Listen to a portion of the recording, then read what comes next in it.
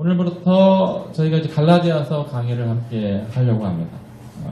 그래서 오늘 이제 1번 다른 복음은 없나니라는 제목으로 하나님 말씀을 나눕니다. 여러분들은 다 이제 교회를 다니고 성도라 불려졌습니다. 제가 몇 번 얘기했지만 성도라 불려진 이유는 여러분들이 복음을 정확히 알고 있기 때문입니다.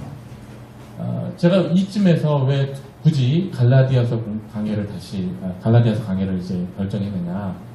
그러니까 우리가 고린도전서 강의를 통해서 교회가 어떠해야 하는지에 대해서 아주 자세히 살펴봤습니다. 그리고 32주간 살펴봤잖아요. 그런데 그 결론적인 얘기가 교회가 분열을 겪고 교회 안에 여러 가지 다름이 존재하고 그랬던 이유가 복음에 대한 일치적인 견해가 없을 때 그 교회가 흔들리고 여러 분파가 생기고 다른 이슈들로 인해서 교회가 힘들어하는 것을 보게 되었습니다. 물론 우리가 교회론을 배웠긴 했지만 우리도 여기 지금 신앙생활들 다 저와 함께 하신 분들이 있는 것이 아니고 우리가 여기 신앙생활을 하셨던 분들이 다 각자의 다른 배경 안에서 신앙생활을 했던 분들이 함께 모였단 말이에요. 그렇기 때문에 여기에 이제 복음에 대한 이해를 다 각자가 하고 있는 것이 어떻게 보면 고린도 교회가 겪고 있는 모습과 되게 흡사한 내용인 것 같아요. 여기에는 순복음 출신도 계시고 장로교 출신도 계시고 아니면 저 시골에 계셨던 신앙생활 하셨던 분도 계시고 도시에 계셨던 분도 계시고 여러 어떤 복음에 대한 그 이해가 다르기 때문에 오늘 우리가 이 갈라디아서 말씀을 통해서 몇 주간 아마 제가 보기엔 2018년도 마무리할 때까지 계속 들어왔을 때 우리가 가져야 되는 그러니까 올바른 복음의 이해를 좁혀서 하나님 나라에서 추구하는 복음이 무엇인지 그 내용들을 함께 좁혀서 서로 견해의 차이가 없고 우리가 함께 교회를 온전히 세워나가는데 조금도 부족함이 없는 그런 복음을 함께 나누고자 갈라디아서를 선택하게 되었습니다. 오늘 설교 제목을 다시 한번 다 함께 한번 읽어보겠습니다. 시작. 예. 여러분 다른 복음 여기서 다른 another 복음이 아니에요. another 가스피가 아닙니다. 그러니까 구원을 얻기 위한 또 다른 복음은 없는 줄 믿습니다. 맞죠? 구원을 얻기 위한 또 다른 예수님 말고 또 다른 복음은 존재하지 않습니다. 여기서 다른이라는 것은 디퍼런트예요. 다르다. 그러니까 그 예수님을 믿는 것 외에 다른 형태의 복음은 없다라는 것입니다. 우리는 이 견해에 분명히 동의하고 있고 예수님 외에는 다른 복음은 없다라는 것을 우리는 잘 알고 있습니다. 오늘 그 내용들이 흘러가고 있는데 이 갈라디아서 전체에 다른 복음이 무엇인지를 계속해서 얘기해주고 있고요. 그리고 다른 복음이 아닌 원 복음이 무엇인지가 계속해서 나오게 됩니다. 그러니까 여러분들이 가지고 있는 이 신앙적 배경 안에서 가지고 있는 이 복음의 이해가 원 복음과 흡사한지 아니면 다른 복음과 흡사한지를 여러분들이 관찰할 수 있고요. 여러분들 스스로가 원 복음, 사도 바울이 그 당시에 사도들이 전한 복음으로서의 그 원 복음과 내가 가까워야겠다 그런 생각들을 이 말씀을 통해서 살펴볼 수 있습니다. 자, 오늘 본문의 배경을 이해하기 위해서는 크게 일단 어렵진 않습니다. 1절부터 5절까지는 인사말을 한 것인데요. 그 인사말에 배경이 좀 나와요. 2절을 다시 한번 보면요. 2절을 읽어드립니다. 함께 있는 모든 형제와 더불어 갈라디아의 여러 교회들에게 전한 내용. 이 갈라디아서가 갈라디아라는 한 교회, 갈라디아 지방에 있는 북경에 있는 세마함께 교회 딱 한 교회에 보낸 것이 아니라 갈라디아 지방에 여러 가정교회가 있는데 그 가정교회 모든 성도들이 함께 보라고 이 갈라디아서를 지금 보내고 있는 것입니다. 이해하셨죠? 근데 이 갈라디아 여러 교회들이 어떤 공통된 현상들을 지금 겪고 있기 때문에 이 편지를 보내게 된 거예요. 이 모든 교회들이 어떤 현상을 겪고 있느냐? 6절을 보면 6절 여러분 다 함께 한번 읽어봅니다. 시작. 그리스도의 은혜로 너희를 부르신 이를 이같이 속히 떠나 다른 복음을 따르는 것을 내가 이상히 여기노라. 이상히 여긴다는 이 표현 속에 이게 현재형이잖아요. 그러니까 지금 이 갈라디아의 여러 교회의 그 지방의 여러 교회의 사람들이 어떤 걸 지금 유혹받고 있습니까? 다른 복음을 유혹받고 있습니다. 사도 바울이 전한 복음을 속기 떠나 다른 복음을 따르는 유행이 지금 퍼지고 있기 때문에 이 갈라디아서를 속히 보내서 그들의 복음에 대한 잘못된 견해를 좀 교정하고 온전한 복음을 추구하게 만드는 것이. 그래서 6절 이하의 말씀, 오늘 우리가 읽었던 6절 이하의 말씀, 6절부터 10절까지 말씀을 보면 대단히 어조가 강합니다. 그냥 순하게 전하는 것이 아니에요. 특별히 8절, 9절 보면 8절, 9절 여러분 눈으로 보시면 맨 끝에 뭐라고 끝나요? 저주를 받을지어다라고 끝나요. 다른 복음을 따르는 사람들은 저주를 받을지어다. 그걸 전하는 사람들은 저주를 받을지어다. 다른 복음을 듣고 자기 집에 가서 아이들에게 은근히 전하거나 자기 아이들에게 혹은 또 성도들한테 내가 이런 복음을 알게 되었는데 이게 진짜야 라고 구역예배나 그런 어떤 교회 공모임 때 그걸 전하는 사람들에게는 저주를 받을지어다 라고 아주 강하게 얘기합니다. 1절부터 5절까지는 이 갈라디아서라는 편지를 보내면 인사만 하고요. 보통 인사만 하고 그 다음에 본론을 바로 얘기하지 않거든요. 근데 오늘 본문에는 보면 다른 복음을 전하는 걸 이상히 여기노라 라고 하면서 바로 사도 바울이 8절 9절에 저주를 받을지어다 라고 그 다른 복음을 유행시키고 있는 그 사람들 교회에 있기 때문에 그 사람들을 향해서 저주를 받고 그것을 함께 나누는 사람들을 책망하는 내용들을 볼 수 있습니다. 대단히 강한 어조죠. 성경이 하나님의 말씀이잖아요. 하나님의 말씀은 우리 사람들에게 무슨 말씀입니까? 축복의 말씀이잖아요. 근데 축복의 말씀으로 기록되어질 성경이 사람들에게 저주할지어다 이런 정도라고 한다면 대단히 강한 어조죠. 이게 사실은 성도 한 사람 한 사람이 저주와 축복의 내용 왔다 갔다 하는 정도의 내용이라고 한다면 여러분들이 다른 복음 안에 있는가 아니면 원래 복음, 그러니까 전한 복음 사도들을 당시에 전한 복음으로 있느냐가 여러분의 신앙생활에 여러분의 영혼을 두고 있는 그 신앙생활 앞에 저주와 축복 사이에 있는 대단히 중요한 내용의 그런 상태에 있는 것입니다. 그래서 이 갈라디아서 강해를 통해서 우리는 아까 제가 초반에 말씀드린 것처럼 원 복음이 무엇인지를 알게 되어지고요. 다른 복음이 무엇인지를 알게 될 겁니다. 우리가 그 내용들을 계속해서 찾아보게 되겠죠. 오늘 보면 1절부터 10절까지 본문을 보면 원래 전한 복음으로서의 그 원 복음이 무엇인지에 대한 뼈대들이 나옵니다. 어디 나오냐면 1절, 4절, 6절입니다. 오늘 편지의 인사말이기 때문에 아직 본격적인 본론을 들어가지 않았기 때문에 저도 이 갈라디아서 전체를 다 말하지 않겠습니다. 그래서 1절, 4절, 6절을 읽어보면 우리가 추구해야 되는 원래 복음의 내용들이 나옵니다. 세 가지 말씀 안에서 함께 오늘 본문을 함께 살펴보기 원합니다. 1절 다 함께 읽어봅니다. 원래 복음은 이런 것입니다. 1절 시작. 사람들에게서 난 것도 아니요 사람으로 말미암은 것도 아니요 오직 예수 그리스도와 그를 죽은 자 가운데 살리신 하나님 아버지로 말미암아 사도된 바울. 바울이 사도가 된 것이 사람으로 된 것도 아니고 사람을 통해서 된 것도 아니고요. 오직 누구를 통해서? 예수와 하나님 아버지로 말미암아. 이게 우리가 알고 있는 원래 복음의 핵심적인 내용입니다. 즉 사람의 주권이 아닌 하나님의 주권으로 이 교회가 사람이 내가 사도가 되었다. 내가 성도가 되었다가 됩니다. 여러분 제가 질문 하나 할까 합니다. 이 새마함께 교회는 김문길 목사의 주권과 능력으로 되었습니까? 그렇죠. 오늘도 이렇게 아까 앉아서 기도하는데 정말 너무너무 감사하고 저에게는 여러분들을 이렇게 끌만한 능력과 주권과 그런 카리스마 소위 그 카리스마가 좀 없잖아요. 그 사람이 시기송빙송하고 그런 게 없거든요.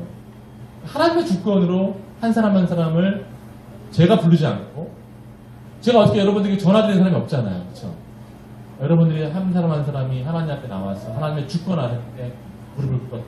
이게 하나님의 부르심이 있는 것이고 하나님의 주권이 있는 것이고 그러니까 복음의 핵심은요. 사람의 주권이 아니라 하나님의 주권을 찬양하고 노래하는 것이 원 복음의 핵심입니다.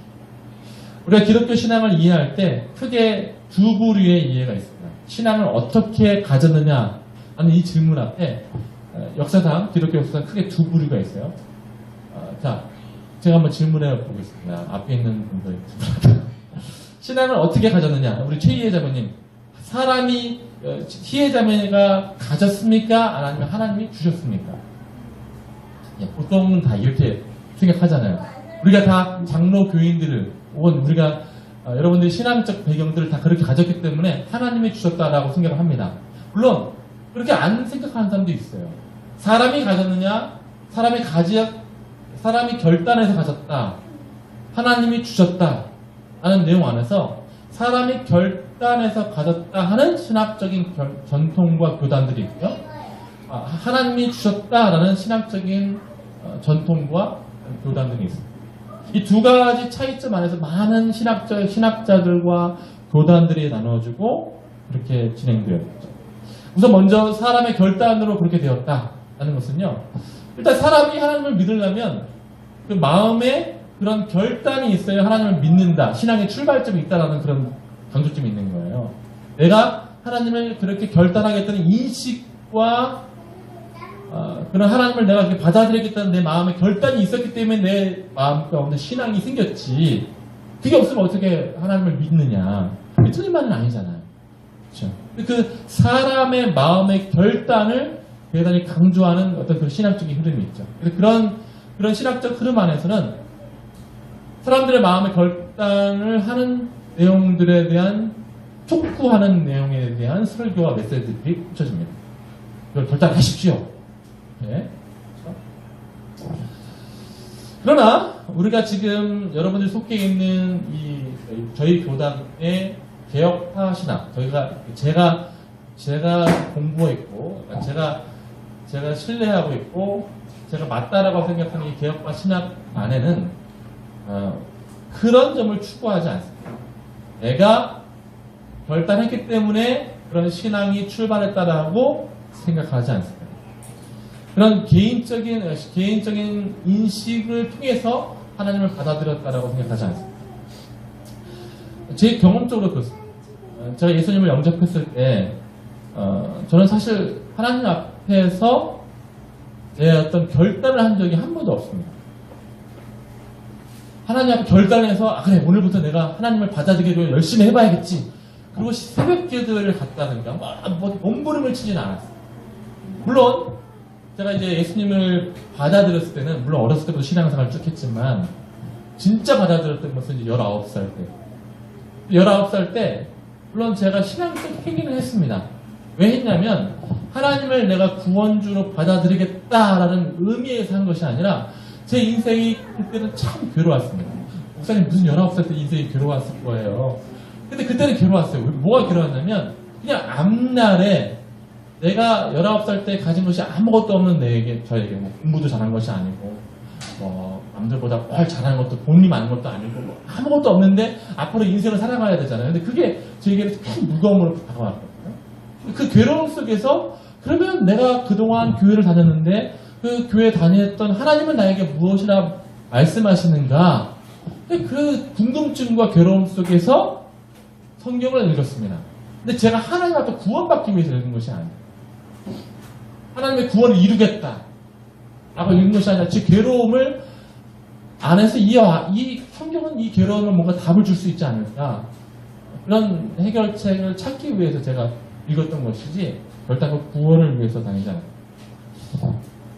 괴로움 때문에 내가 신앙을 하나님을 찾았고 그 하나님을 찾은 것이 목사님 배우는 게 어떤 목사님의 행위이고 그것이 하나님이 목사님에게 준 신앙의 결과물 아닙니까? 목사님 그런 행위를 하지 않았습니까? 라고 여러분들이 저기 질문할 수 있겠어요. 그러나 우리 중에 인생의 괴로움을 겪어서 신을 찾아보지 않았던 사람은 한 명도 없습니다. 그렇죠? 우리가 고등학교 때 시험 문제 풀 때, 여러분 아플 때 이것만 해주시면 하나님이 계신 줄 제가 믿겠습니다라고 그렇게 기도해 본 적 있으시잖아요. 영화에도 나오고 다 그런 경험이 있잖아요. 그러니까 우리 인생의 괴로움을 통해서 뭔가 했던 것이 하나님을 만나게 되어지고 우리 신앙을 열매맺게 하는 그런 행위의 방법이 아니었다는 것을 우리 잘 알고, 다 그러면 구원받아야죠. 여러분, 어떤 집회에 100명의 어떤 집회에 사람들이 참여했다고 합시다. 그 설교자가 100명의 사람들에게 하나님을 믿으십시오라고 강력하게 호소하고 기도시키고 끝냈습니다. 100명의 사람들이 나왔을 때는, 그 집회에 나왔을 때는 각자가 괴로움도 가지고 있고, 엄마 따라 온 사람도 있고, 여러 사람들이 함께 각자 동기를 가지고 있는데, 그 목사님의 집회의 설교를 듣고 그냥 다 돌아갔습니다. 다 어떤 이유로 그냥 다 돌아갔죠.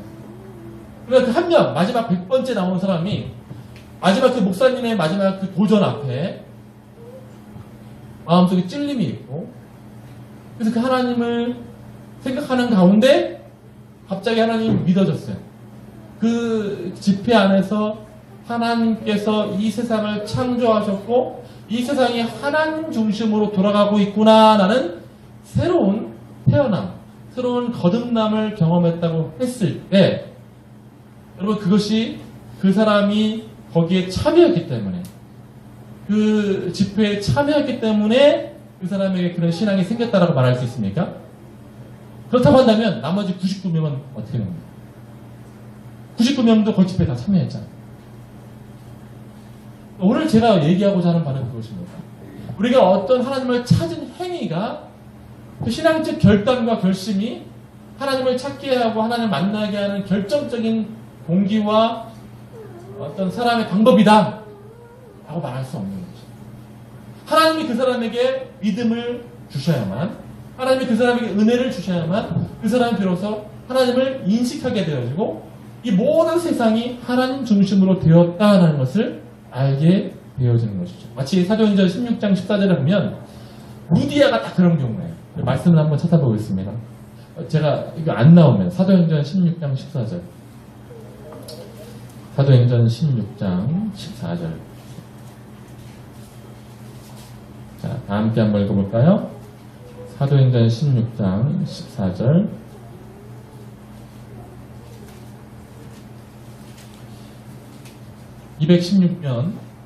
신약성경 216면 14절, 15절. 다 함께 한번 읽어봅니다. 시작.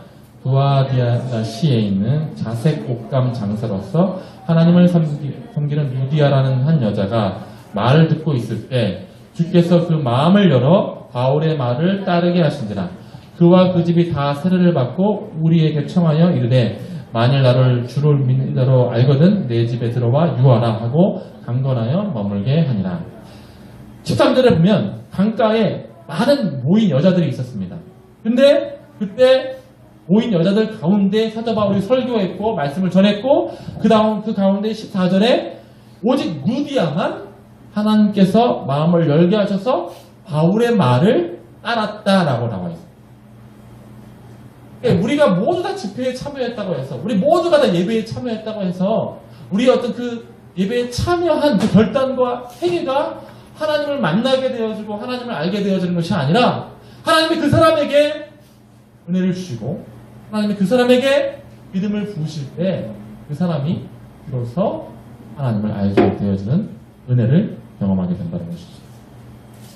데살로니가 후서 2장 13절 14절 말씀 화면에 나오는데요. 제가 읽어드리겠습니다. 주께서 사랑하시는 형제들아, 우리가 항상 너희에 관하여 마땅히 하나님께 감사할 것은 하나님이 처음부터 너희를 택하사 성령의 거룩하게 하심과 진리를 믿음으로 구원을 받게 하시니 이를 위하여 우리의 복음으로 너희를 어떻게 했다고? 부르사 우리 주 예수 그리스도의 영광을 얻게 하려 하십니다.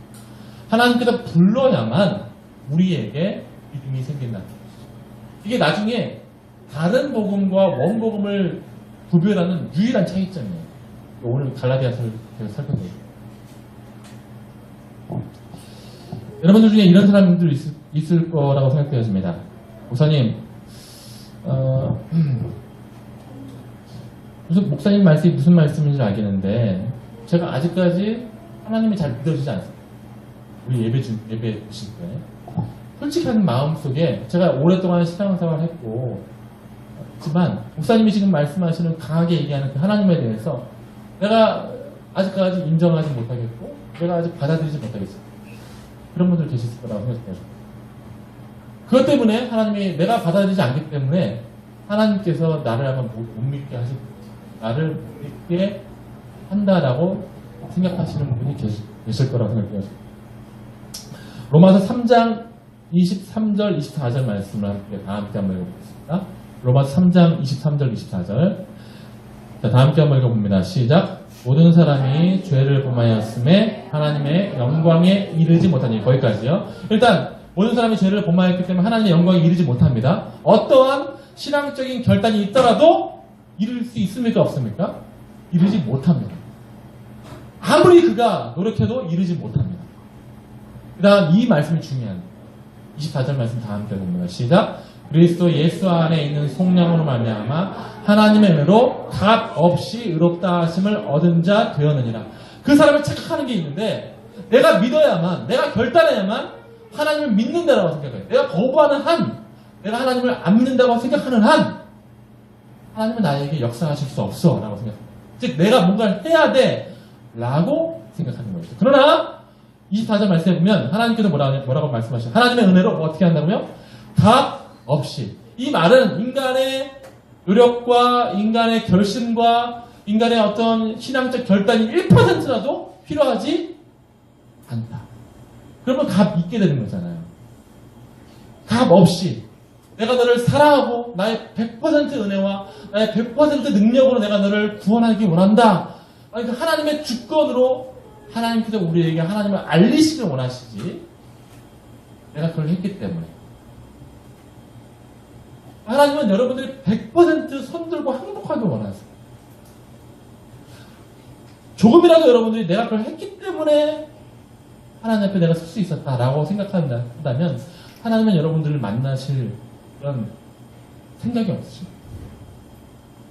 값없이 의롭다 하심을 얻은 자 되었느니라. 우리 중에 그 누구도 하나님 앞에 우리를 자랑하지 않는 그것이 하나님께서 우리 가운데 원하시는 구원의 목표이고 복음의 진정한 내용이 됩니다. 가장 핵심적인 내용은 오늘 1절에 나와 있는 하나님의 은혜로 말미암다. 하나님으로 말미암다. 사람으로 된 것도 아니고 사람의 뜻으로 된 것도 아니고 사람의 능력으로 된 것도 아니고 값 없이 하나님의 능력으로 되는 것이 복음의 능력이 되는 것입니다. 그러므로 여러분들이 잘못 알고 있는 이런 생각들 있잖아요. 신인협력설. 제가 뭐 청년부 인도할 때는 몇 번 말씀드렸지만 물론 하나님은 여러분들의 기도를 들으십니다. 물론 하나님은 여러분들의 그 열심과 내용들을 아십니다. 그러나 그 마음과 열심을 여러분들에게 주신 분이 하나님이시기에 그래서 여러분들의 어떤 값으로 여기지 않는다는 것이에요. 근데 여러분들이 값으로 여기면 그때부터 신앙을 잘 모르는 거예요. 하나님을 잘 모르는 거예요. 아브라함이 이삭을 얻을 때가 몇 세입니까? 자, 이건 100세입니다. 100세에 얻었다는 것은 아브라함의 값이 아브라함이 자식을 낳을 수 있는 노력이 그 안에 포함되었다는 것입니까? 아닙니까? 아니죠. 포함되지 않은 것을 아브라함이 그 당시에 믿었거든요. 그 믿은 것을 하나님께서 의로 여겼다라고 나와 있어요. 그러므로 우리가 알고 있는 이 복음의 전한 복음의 핵심적인 내용은 우리가 하나님을 알게 되는 그 방법으로서 수단과 방법을 했다라는 것들을 완전히 제한하는 것. 그런 것들을 조금도 자랑하지 않는 것이 원래 복음, 사도 바울이 당시에 사도들이 전한 복음의 핵심적인 내용이 있는 것입니다. 사랑하는 성도 여러분, 단 1%라도 여러분들을 자랑하지 않기를 주의 이름으로 축원합니다. 단 1%, 0.1%라도 여러분들이 교회에 나왔을 때 내가 내 발걸음으로 나갔다. 나는 그 1%의 마음들이 하나님을 모르게 만듭니다. 내가 이렇게 하나님 앞에 내가 이렇게 처량하고 무엇도 없는 교회에 내가 내 발걸음으로 나갔다. 그러면 그 마음 하나가 여러분들이 하나님 앞에 온전한 신앙생활을 하는데 방해되어지고 하나님을 알게 되어지는 것에 대한 사단의 온전히 하나님을 알게 되어지는 것은 사단의 막음이 되는 거예요. 그러니까 제가 조심해야 될 부분도 그거죠. 어저께도 어떤 목사님하고 통화를 하면서 우리 홈페이지를 보면서 야 되게 교회 좋아 보인다. 크게 부흥한다며? 뭐 저한테 제가 뭘 부흥을 해요? 부흥을 하기는요. 우리 교회가 그런데 뭐 보통 물론 개척교회를 해서 이렇게 모이기가 쉽지가 않죠. 그래서 제가 만약에 그 말에 동의하여서 왜 제 마음속에 그런 마음 안 들었어요. 제 마음속에 오늘도 예배를 드리면서 감격하는 것은 뭐냐면 하나님께서 여러분 한 사람 한 사람을 부르시고 교회를 이루신 것에 대한 하나님의 능력 어떻게 우리가 죄인이 구원받았어요? 어떻게 하나님을 노래할 수 있습니까? 그분을 인식할 수 있고 그분이 이 세상을 다스리신다는 이 새로운 통치 개념을 어떻게 알게 되었어요? 우리가 뭔데요? 하나님의 은혜, 하나님밖에 없어요. 하나님의 주권, 하나님의 능력밖에 없는 거예요. 그러니까 아까 제가 말씀드린 그런 생각들 가지신 분들이 있다고 한다면 하나님의 능력을 무시하지 마십시오. 100% 하나님의 능력으로 그런 생각들도 다 무너뜨리시고 하나님의 주권으로 그 구원에 맞는 모든 내용들을 다 깨부셔서 그 사람을 부르셔서 성도를 앉히시고 그 사람을 통해서 예배받으시고 그 사람에게 하나님 나라를 상속하시는 데 있어서 전혀 여기에 부족함이 없는 분이 하나님이십니다. 하나님을 예배하는 것이고 믿고 신뢰하는 것이죠. 여러분 사랑하는 성도 여러분, 우리 원복음, 전환복음의 핵심적인 내용은 이것입니다. 저를 따라서 합니다. 하나님으로 말미암아, 예수님으로 말미암아, 성령님으로 말미암아. 그것이 전환복음의 첫 번째 핵심적인 내용이 됩니다. 두 번째, 다른 복음이 아닌 원래 복음의 핵심적인 내용이 4절에 나오는데요. 4절 말씀을 다 함께 한번 볼게요. 4절 다 함께 시작. 그리스도께서 하나님 곧 우리 아버지의 뜻을 따라 이 악한 세대에서 우리를 건지시려고 우리 죄를 배속하기 위하여 자기 몸을 주셨으니. 자, 우리 아버지의 뜻을 따라 우리를 어떻게 하셨다고요? 건졌다. 어디로부터? 악한 세대로부터. 악한 세대라는 것은 죄인, 우리가 인류가 다 죄인이잖아요. 죄인들이 만들어가는 모든 역사를 말합니다. 여러분, 우리가 잘못 생각하는 것이 있는데 이 세상이 우리의 세상이라고 생각을 합니다. 물론 우리의 세상이었습니다. 그러나 지금 이 세상은 그렇지 않습니다.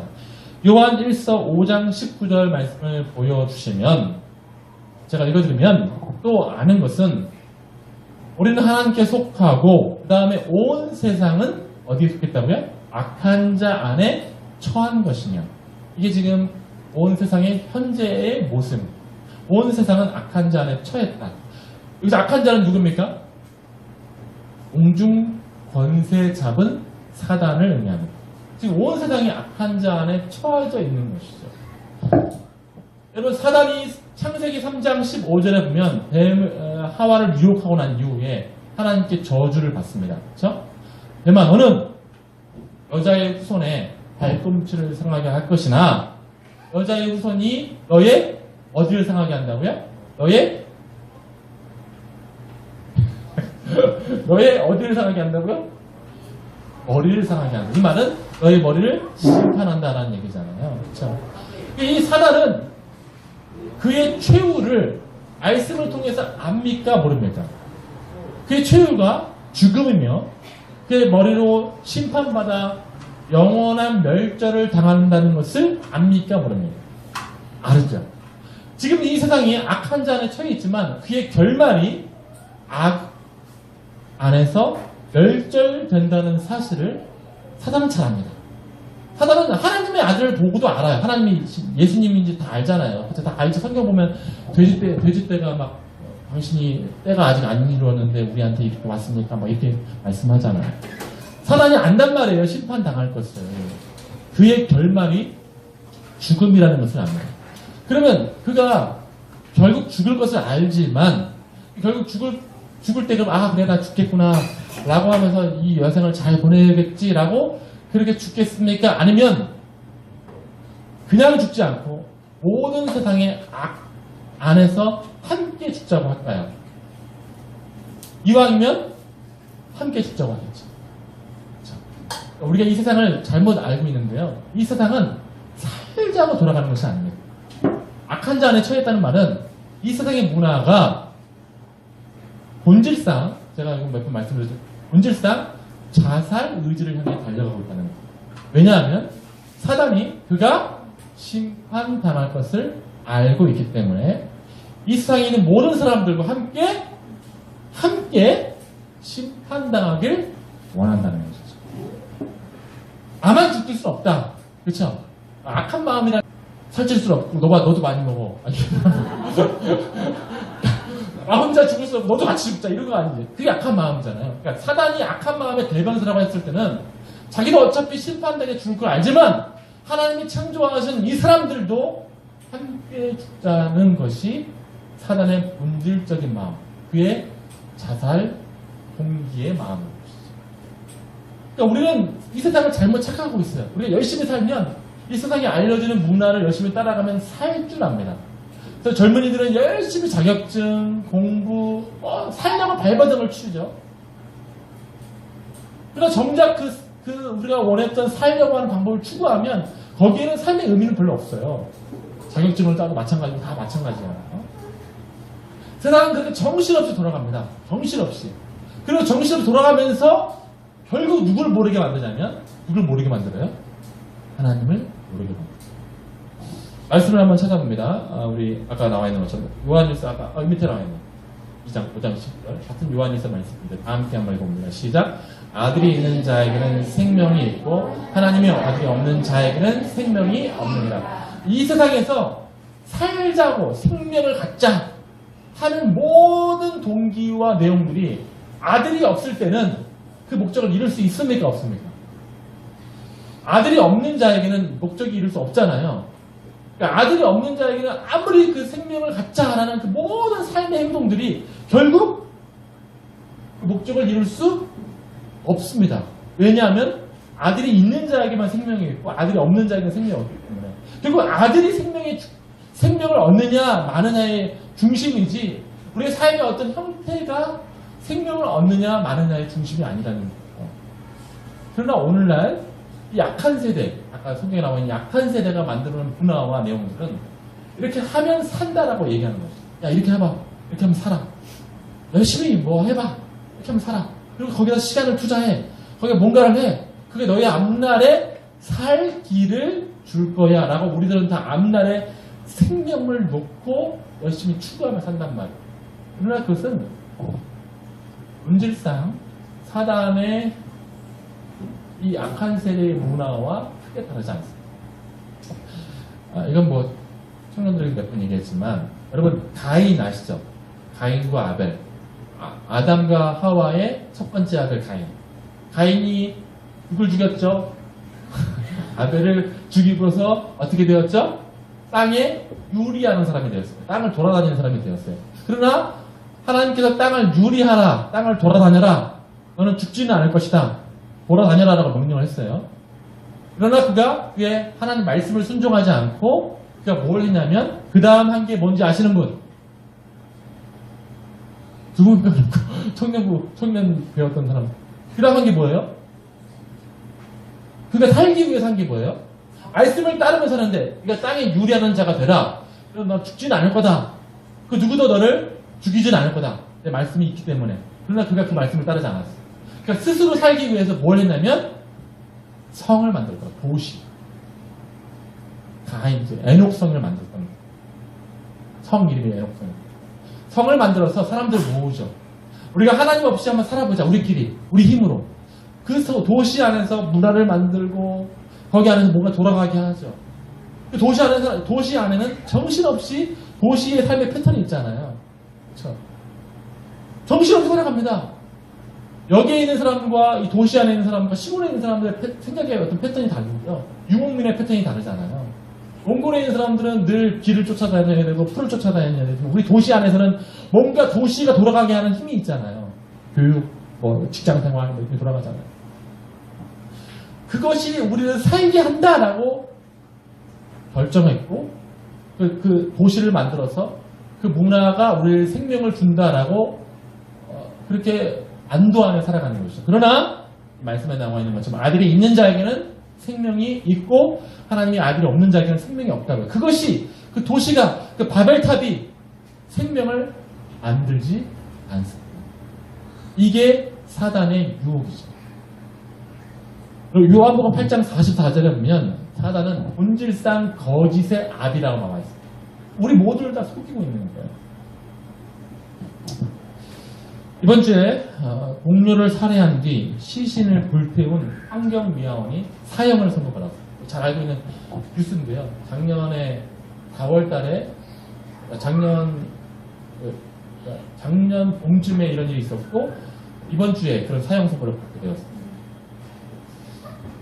동료 환경미화원이 동료 환경미화원 이 죽인 사람은 40살 중반대 됐고요. 돌아가신 분은 60살 이제 다 되신 분 돌아가셨어요. 죽였는데 목돌라 죽이고요. 시신을 이제 이렇게 분해해가지고 그러니까 이제 환경미화원이니까 쓰레기 봉투에 담아서 여러 쓰레기 봉투에 담아서 소각하게 할 거지. 환경미화원 다 알잖아요. 돌아가는. 그렇게 해서 은폐해서 죽인 다음에 한 짓은요 뭐냐면 살자고 하는 거예요. 다. 그가 살자고 이런 일을 하는 거예요. 범행을 감추기 위해서 그 아들들에게 그때 뉴스에 다 보셨던 거예요. 되게 충격적이었어요. 뉴스죠. 그 아들들에게 정기적으로 문자 메시지를 보내는 거예요. 생활비도 송금하고 그러니까 죽은 아버지의 그 아들들에게 애들아 잘 있어 문자 핸드폰을 통해서 또 이제 허리 디스크 진단서를 보내가지고 휴직계를 내게 만든 거예요. 그래서 자기가 살인한 것을 완전 범죄로 만들려고 하죠. 그러다 이제 걸린 건 뭐냐면 그 죽은 분의 아버지가 연락이 안 된다고 해요. 80세 노인이 연락이 안 된다고 해가지고 경찰서에 신고하는 바람에 이제 경찰이 추적하는 가운데 발견되게 됐죠. 왜 죽였느냐? 왜 죽였냐면 돈 1억 5천을 그 돌아가신 분에게 뻗는 거예요. 1억 5천을 안 갚으려고 내가 1억 5천을 안 갚아야 내가 살겠다는 마음이 드는 거죠. 안 갚아야 내가 사니까 이 사람을 죽여야 돼. 죽이고 나서 그 사람 명의로 1억 5천을 더 대출받아서 남은 인생을 살아보겠다. 3억 원 때문에 이 사람을 죽이고 매장하고 완전 범죄를 했죠. 그러나 결과는 이거예요. 결과는 이번 주에 사형 선고를 받았거든요. 결과는 이겁니다. 사단이 알려준 이 시스템 안에서는 그렇게 하면 산다.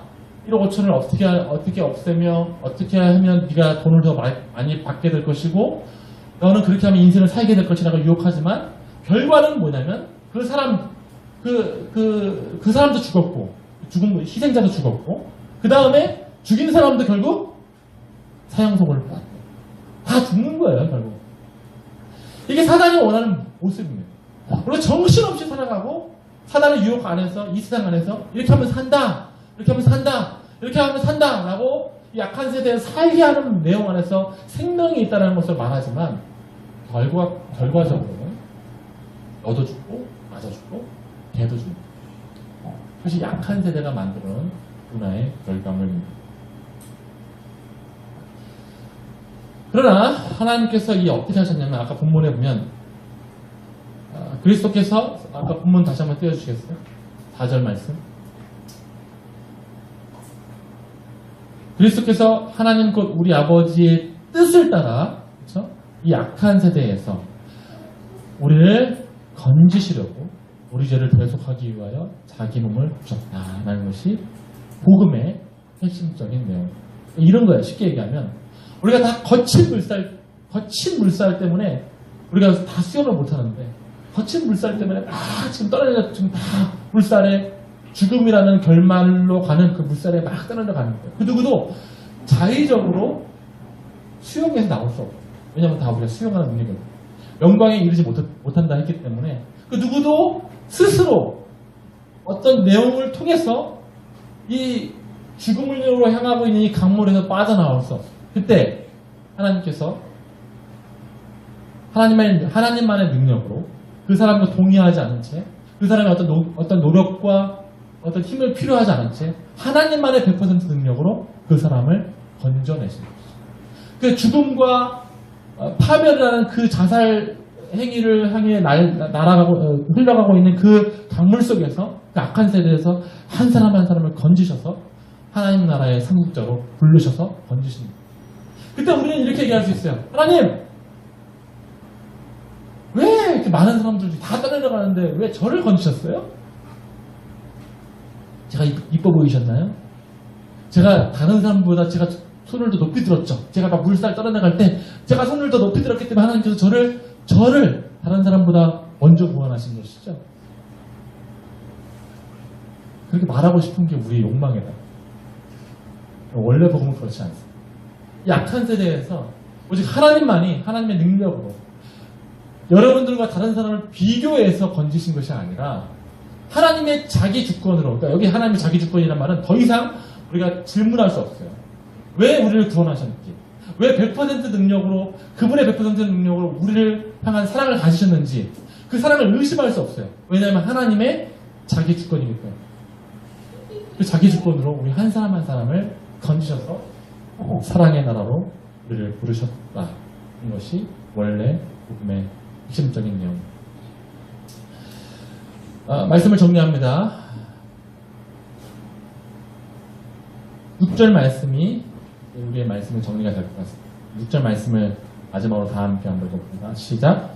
그리스도의 은혜로 너희를 부르신 이를 이같이 속히 떠나. 거기까지야. 그리스도의 은혜로 너희를 부르신 이를, 그리스도의 은혜로 너희를, 이게 말씀의 정리. 나머지 말씀들은 이제 다른 복음, 떠나서 이제 다른 복음을 따랐다는 것이죠. 그리스도의 은혜로 우리를 불렀다. 이게 원래 복음에서 우리가 반드시 가져야 될 내용이고 흔들리지 말아야 될 핵심적인 내용. 하나님의 은혜로 말미암아 1절, 악한 세대에서 우리를 성령을 던지시고 그리스도의 은혜로 우리를 불렀다. 세 가지 내용이 원래 복음을 이해하는 핵심적인 단서가 됩니다. 사랑하는 성도 여러분, 하나님만의 100%로 우리를 건져내셨음을 믿으시기를 주의 이름으로 축원드립니다. 우리는 구원에 있어서, 여러분들과 저는 구원에 있어서, 이 교회를 향한 마음에 있어서도 손톱만큼도 사실 진짜 관심이 없지만 하나님은 그의 주권으로 우리가 관심이 있든지 없든지 하나님 나라에 대해서 우리가 꿈꾸든지 아니든지 결과적으로 하나님께서 그렇게 하신다는 것. 그것이 없으면 우리가 소망할 수가 없죠. 왜냐하면 우리는 늘 변하고 우리는 늘 실패하고 오직 하나님만이 여러분들이 하실 수 없는, 여러분들이 할 수 없는 그 꿈과 내용들을 이룰 줄을 믿고 그 믿음 안에서 다른 복음을 추구하지 않는 그런 믿음의 사람들 다 되어지기를 주의 이름으로 축원드리겠습니다. 다음 기도하시겠습니다.